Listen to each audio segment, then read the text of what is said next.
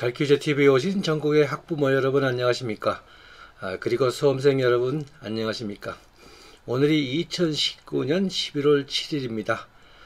오늘로부터 딱 일주일 뒤 오늘 이 시간쯤 되면은 여러분들의 3년간 고등학교 3년간 아니면 중학교 때부터 열심히 해온 결과를 점수로 이렇게 환산을 받는 날입니다.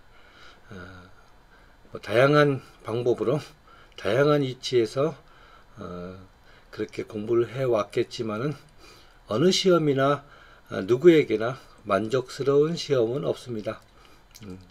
그래서 오늘 날짜로 이렇게 봤을 때 그 청명한 이 가을 날씨에 약간의 미세먼지는 있기는 하나 그래도 어김없이 거리에 은행잎은 노랗게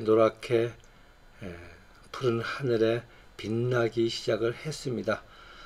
여름에도 가끔 제가 단풍잎 이야기를 했지만요. 계절은 또 다시 다가오고 수능날도 이렇게 다가옵니다.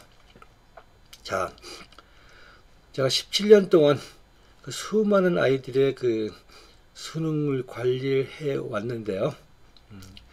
어떻게 보면 이 시점 일주일간이 아주 중요합니다.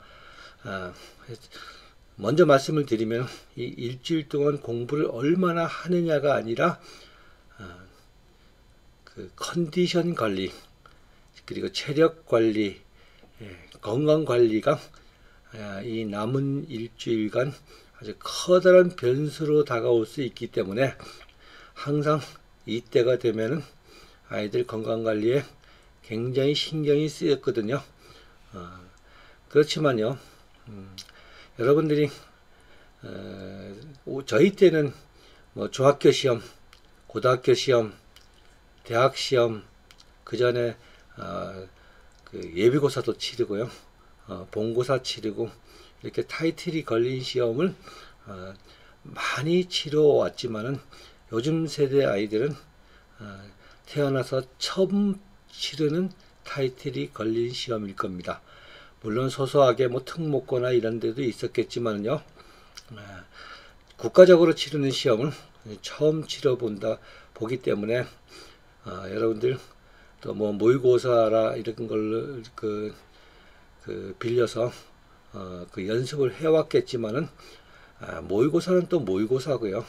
수능을 맞이하는 수능생의 심정은 말은 안 해도 그렇지 다들 긴장을 합니다.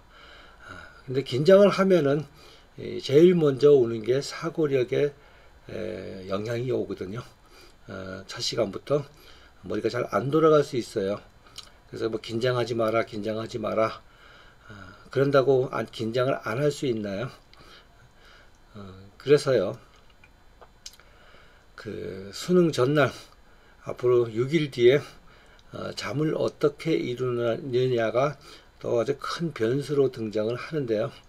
제 영상 중에는 서울대 의대 간 서울대 합격자가 수능 전날 이마트에 간 사연 이유는 뭐 이런 제목으로 영상이 하나 있거든요.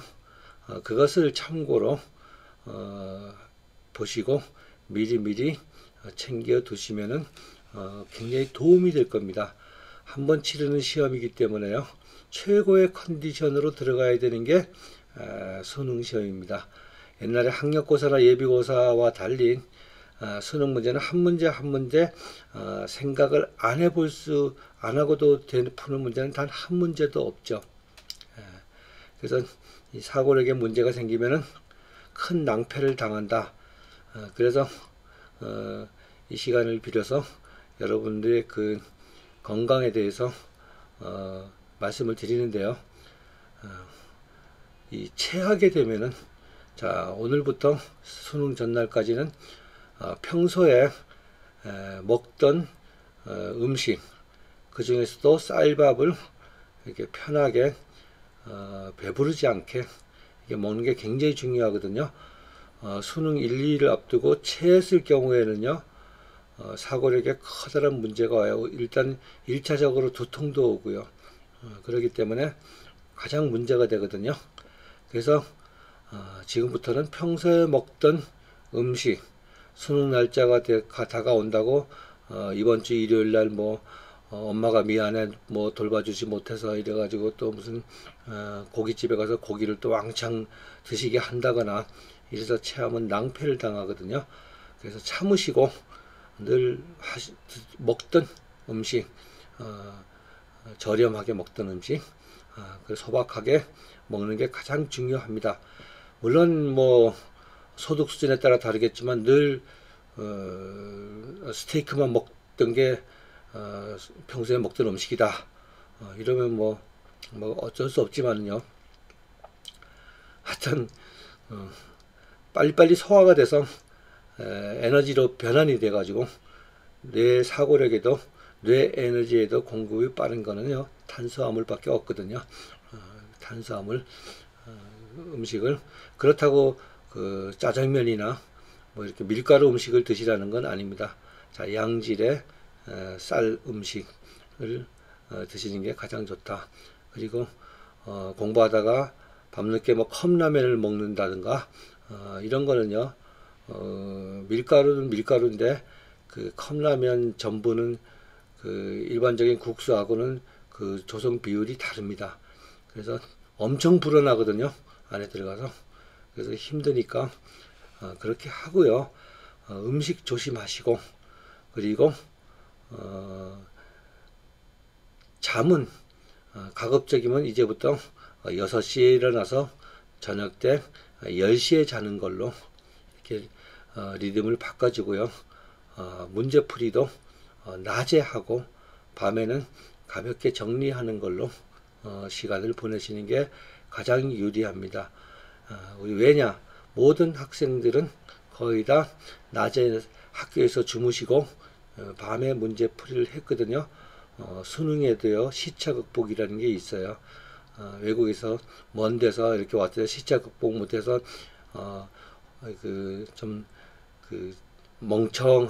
멍멍하게 시간을 보내는 경우 있잖아요. 극복이 될 때까지. 그런 것을 방지하려면 밤엔 좀 제발 주무셔라.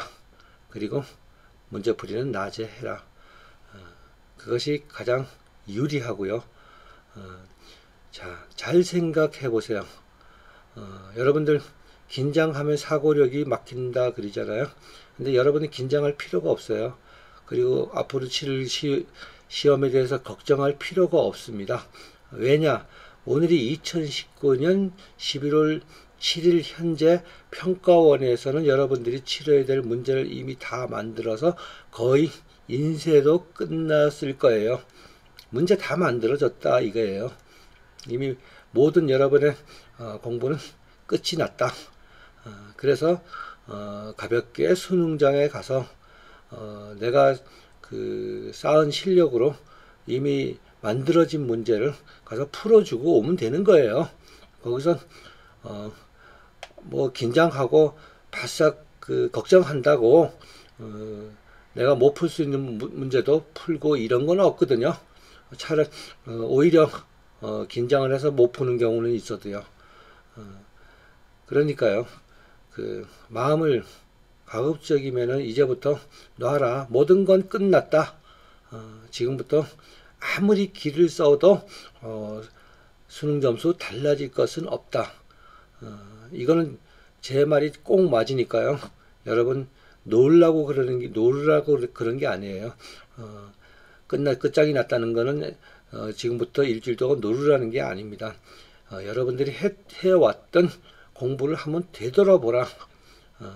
이때쯤 되면은 가장 손때 묻은 책을 봐라. 이런 얘기 들으신 분들이 있을 거예요. 그것은요.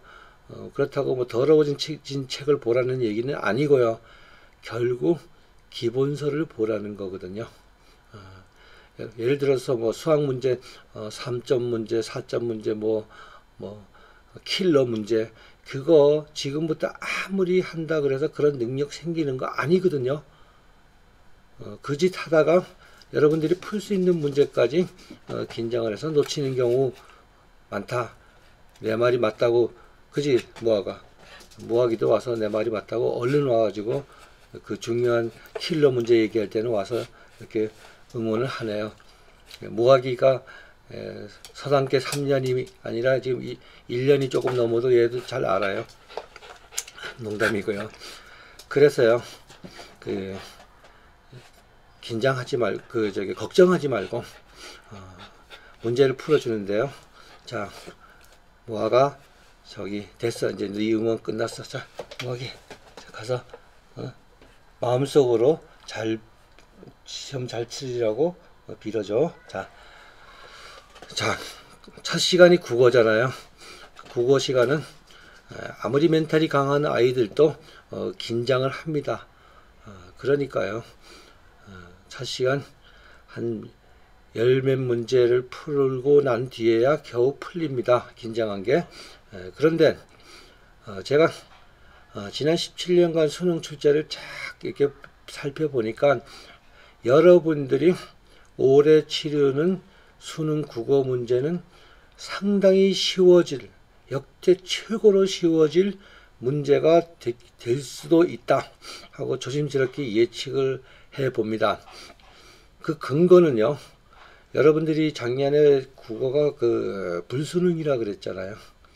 그런데 그것을 저희가 오랜 기간을 살펴본 사람 입장에서는요, 불수능이 아니라 여러분들에게 불수능이 된 거예요.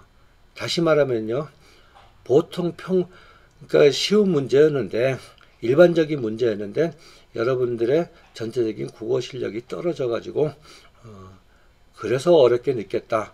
이렇게 보면은요, 예전에 비하면 무척 쉬운 문제가 되는 거예요. 그래서요, 작년에 한 문제 때문에 국어 영역에 단 한 문제 때문에 평가원장이 사과도 하고 막 그랬어요. 수능 역사상 처음 있는 일이거든요. 그런데 그 문제 그렇게 어려운 문제 아니었거든요. 제가 장담을 하는데요. 그래서 그 오지선다 향에서는 최소한도 정답률이 20%가 넘어야 되는데 작년에 그 문제 하나만큼은 18%인가 이렇게 산술 평균을 밑도는 아주 기이한 현상이 나타났거든요. 그래서 다들 아무리 어렵다 그래도 정답률이 20%가 나오는 게 정상이잖아요. 그러다 보니까 이거는 말도 안 되게 사상 최악의 문제다 이렇게 말을 해가지고 그것을 18%라는 것을 만들어냈는데요.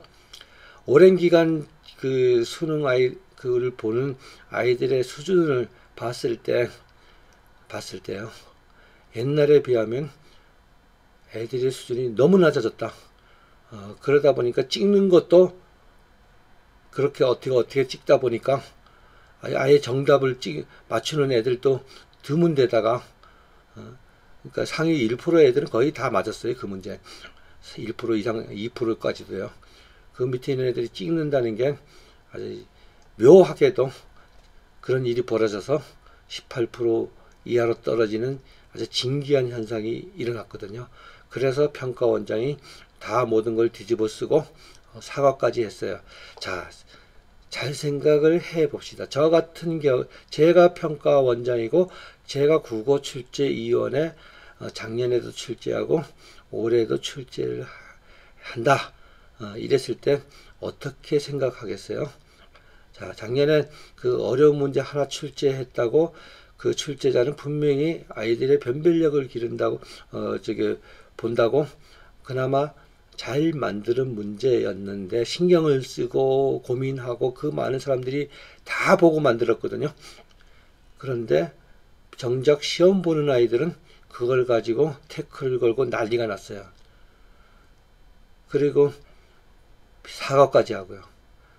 그러면은 제가 올해 수능 문제 어떻게 출제하겠어요? 아니, 그럼 수능 문제 잘 출제했다고 국가에서 뭐 연금을 2배로 올려준다거나 훈장을 주거나 그렇진 않잖아요. 그분들도 쉽게 말하면 공무원이에요. 그렇다고 공무원을 제가 나무라는 것은 아니지만요. 모든 사람들이 배부르게 갈 수 있는 문제를 만들어 줘야 되잖아요. 문제 없이. 저 같으면 그러겠어요. 그런 문제 한 문제 가지고 잘못된 문제도 아니고 제대로 만든 문제 하나 가지고 이렇게 만들어서 어떻게 하냐고 난리를 치는데, 제가 출제위원 입장이라면은 전체적으로 문제 쉽게 내요. 그리고 지금 수준의 아이들한테는 전체적으로 쉽게 내도 그렇게 정답률은 높지 않다. 그런 결론을 분명히 가졌을 거예요. 그러면은 그 사람들이 문제를 내는 방법은 빤해요.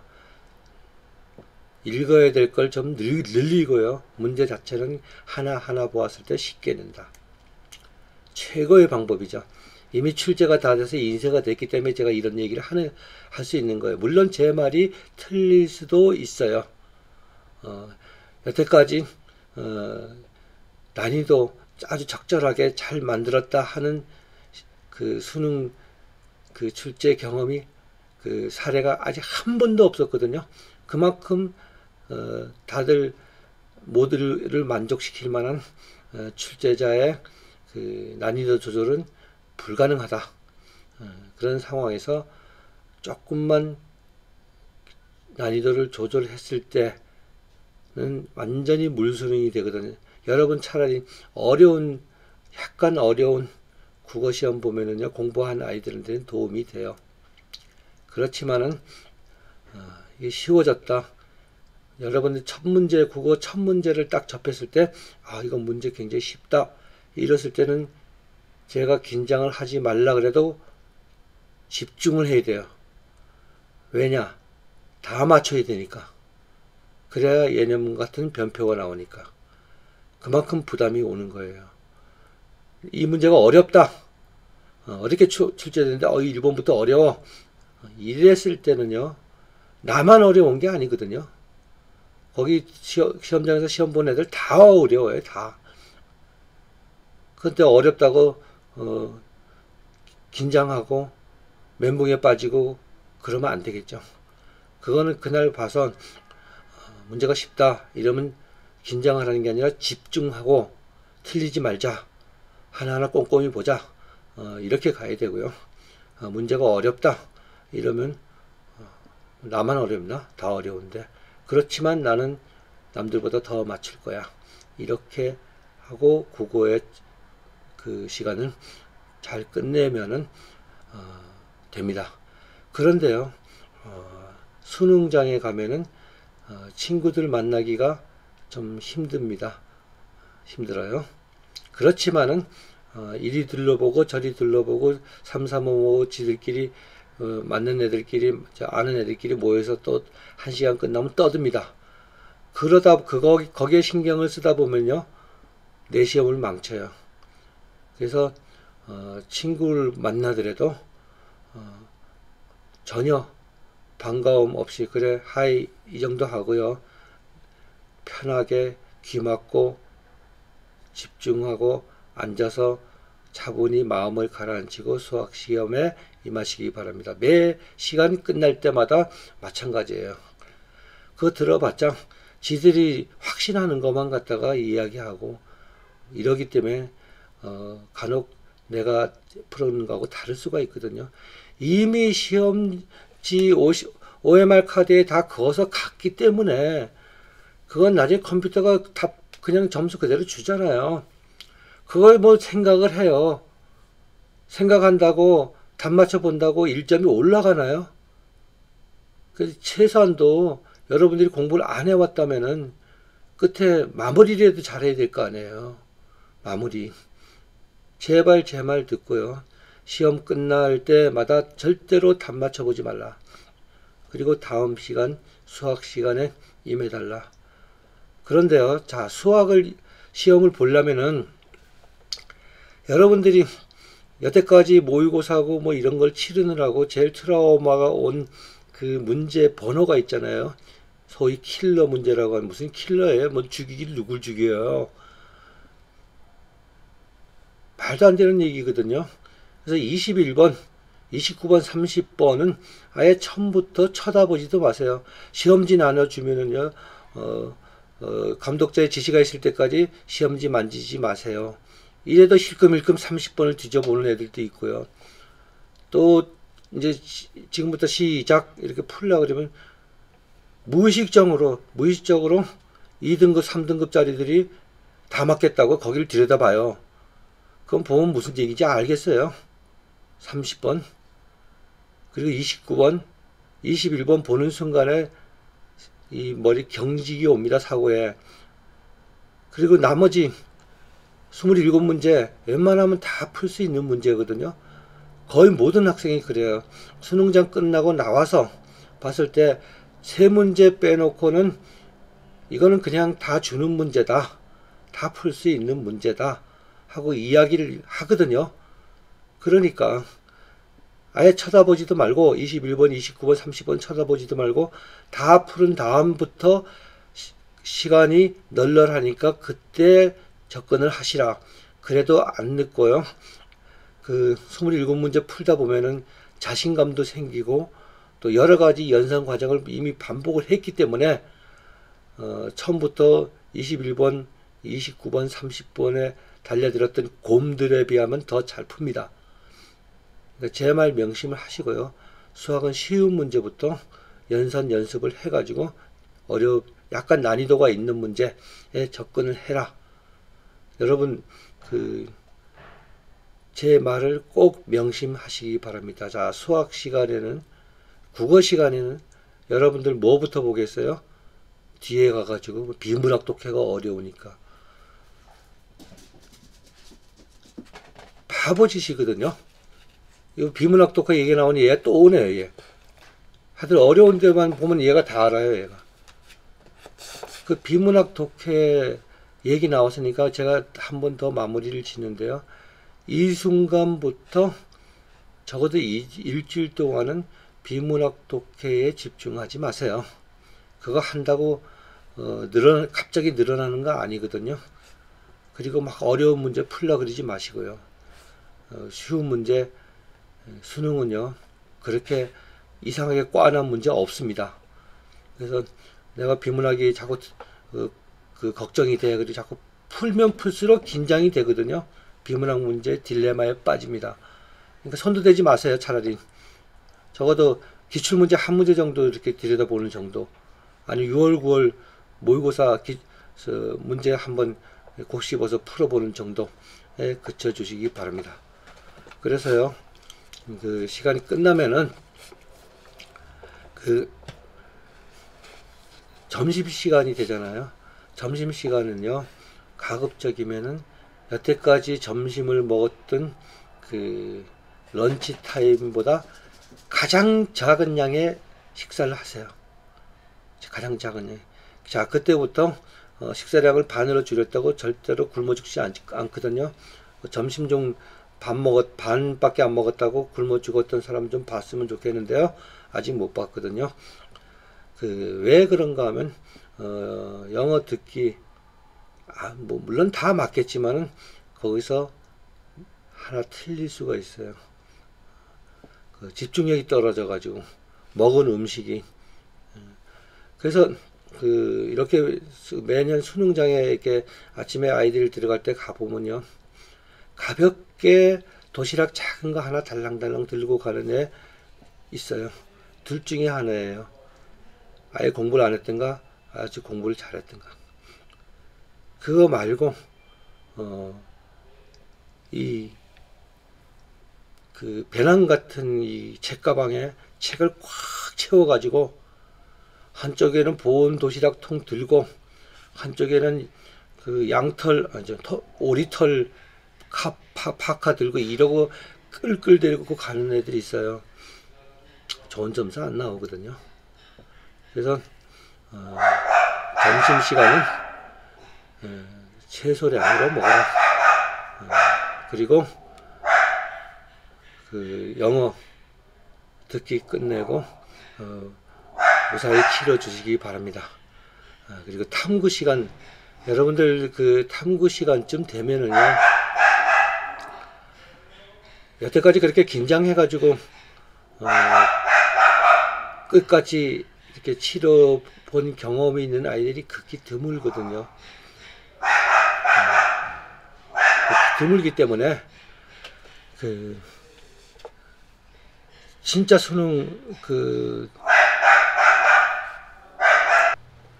죄송합니다. 무화기가 자꾸 짖어가지고요. 잠시 멈추고 다시 말씀을 드리겠습니다. 자, 탐구 문제는요, 여러분들이 잘 생각을 해보시면은 거의 모든 문제를 한 번쯤은 그 영역을 다루었던 문제입니다. 그래서 가만히 차분히 생각을 해보면은 못 푸는 문제 단 한 문제도 없을 거예요. 몰라서 못 푸는 문제. 근데 시간이 쫓긴다 뭐 이래서 대충 보고 그러다가 틀리는 거죠. 그래서 탐구 문제를 할 때는 기억, 니은, 디귿 검증을 하는데요. 그거는 여러분들이 꼭 아셔야 될 것은 분명히 전에 배웠던 거다. 그게 금방금방 생각이 안 나서 그런 거거든요. 그러니까 긴장하지 마시고 걱정하지 마시고 차분히 잘 생각을 해보세요. 골똘히. 물론 쉬운 문제부터 먼저 맞춰놓고 골똘히 기억, 니은, 디귿을 잘 검증을 해보면요, 다 기억이 나거든요. 그래서 오답을 내지 말고 끝까지 최선을 다해서 차분히 풀어주실 것을 당부드립니다. 자, 마지막으로 했던 말이지만 다시 한번 당부드립니다. 여러분들이 일주일 뒤에 가서 풀어야 될 문제는 이미 만들어졌다. 문제를 바꿀 수도 없잖아요. 그죠? 그 문제 안에는 여러분들이 풀 수 없는 문제가 분명히 있다. 그리고 풀 수 있는 문제 분명히 있고요. 딱 갈라져 있습니다. 그러면은 여러분들이 여태까지 배운 실력으로 풀 수 있는 문제만 다 맞춰도 그거는 상당히 많은 문제가 있고 많은 점수가 되거든요. 꼭 수능 끝난 다음에 답을 맞춰보고는 이건 실수야 한 게 개별적으로 점수를 모아보면 60점에서 막 70점까지도 됩니다. 그런 바보 같은 짓은 하지 말고요. 이미 출제가 되어서 인쇄까지 맞춰 있는 상태이니까 여러분들은 풀 수 있는 문제만 풀자. 그렇게 하려면은 여태까지 공부해왔던 기본서를 다시 한번 쭉 보는 정도에 그쳤을 때 가장 효과가 있는 거지, 새로운 문제 자꾸 푼다고 그 문제, 몰랐던 문제, 못 푸는 문제를 풀 수 있는 능력이 생기는 건 절대 아니다. 그래서 이미 여러분이 풀 수 있는 문제가 100문제 중에 95문제다. 이것만 지키면 되거든요. 그런데 거기서 긴장한다고 못 풀리는 문제가 풀리는 건 아니거든요. 그러니까 쉽게 말해서 걱정할 필요가 없다는 거예요.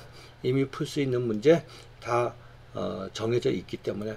그렇지만은 가서 풀 수 있는 문제만큼이라도 다 맞추자. 자기가 풀 수 있는 문제를 가지고 긴장하거나 초조해할 필요는 없잖아요. 네, 제 말이 맞죠? 그러니까 이미 문제는 출제가 됐고 여러분들을 기다리고 있으니까 가서 내가 풀 수 있는 문제 차분히 다 풀어주고 오면 됩니다. 아시겠죠? 그래서 지금부터 남은 일주일간은 식사에 조심하시고 그리고 환절기에 감기가 오지 않도록 조심하시고 그리고 긴장이 되고 떨린다고 뭐 이상한 약 먹지 마세요. 긴장이 되고 떨린다고 먹는 약은요, 정신을 쉽게 말하면 멍하게 해줘서 신경을 안 쓰게 하는 거잖아요. 그래서 편하게 해주는 거. 수능 시험에서 그런 짓을 하면 큰일이죠. 차라리 안 먹는 게 나아요. 맑은 정신으로 또릿또릿하게 풀어내는데도 시간 없고 바빠 죽겠는데 거기다 멍하게 되는 약까지 먹어요? 그건 바보짓이거든요. 그래서 자, 마지막으로 다시 한번 외칩니다. 여러분들이 풀 수 있는 문제, 없는 문제 구분이 딱 돼서 이미 출제가 돼서 여러분을 기다리고 있다. 그거 가서 풀어주고 오면 된다. 그거 긴장하고 걱정한다고 못 풀던 문제 풀려지는 거 아니거든요. 자, 긴장하지 말고 가서 수능 마지막 모의고사보다 더 잘 나오는 대박을 받으시고 돌아오시기 바랍니다. 자, 여러분 마지막까지 최선을 다해서 끈기 있게 집중하여서 수능 시간을 잘 보내고 행복해지시기 바라는 마음 굴뚝 같습니다. 여러분들 잘 하고 나오리라 믿습니다. 끝까지 들어주셔서 대단히 감사합니다.